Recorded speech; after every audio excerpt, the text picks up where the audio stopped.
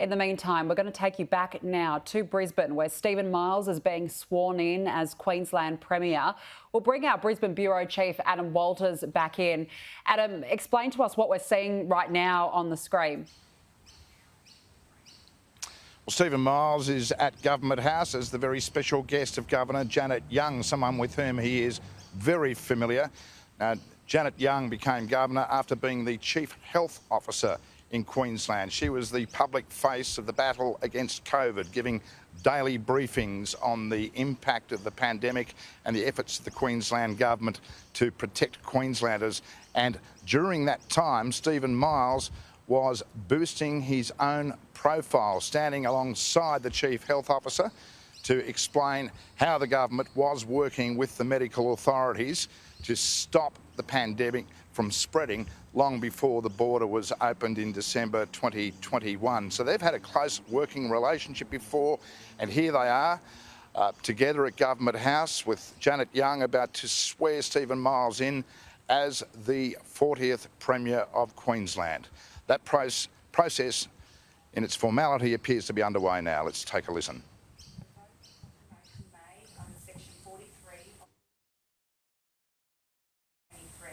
Published in the Gazette on 18 May 2023 at pages 49 and 50. Signed and sealed on 15.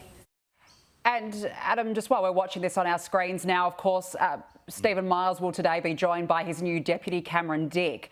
Now, this actually will mark the first time since 2005 that the Labor Party will actually have two men at the helm.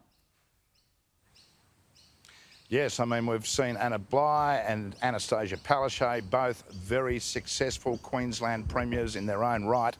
So this does make a mark on that timeline, I guess, in terms of being a little back to the future.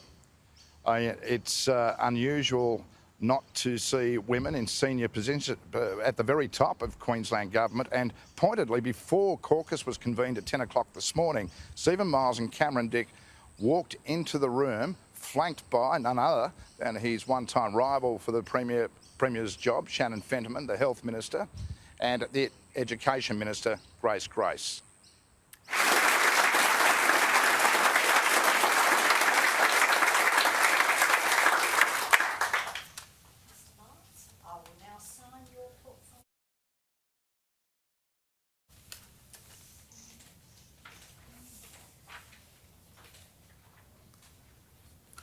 OK, so it looks like the official proceedings are now underway.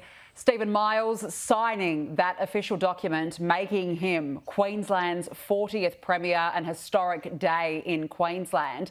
Adam, we are, of course, expected to hear from Stephen Miles next hour. He will be giving a speech. What do you think he will announce as part of this first official speech as Premier? What will be the agenda?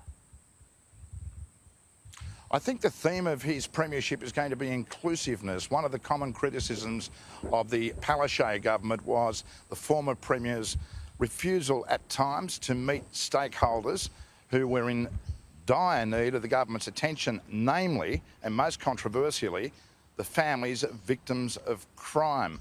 Repeatedly, the Premier did not meet them, and that became a sore point, especially at a time when that issue was gaining more currency in Queensland. We're coming up to the 12-month anniversary of that shocking murder of young Brisbane mother Emma Lovell, stabbed to death in her own home in the northern suburbs on Boxing Day last year after returning from the Sunshine Coast from a family holiday. That was a turning point for the Queensland government and showed Queenslanders just how serious the juvenile justice system problem was. Now, we're going to see from Stephen Miles, we've already heard from him on how it's going to be a fresh approach.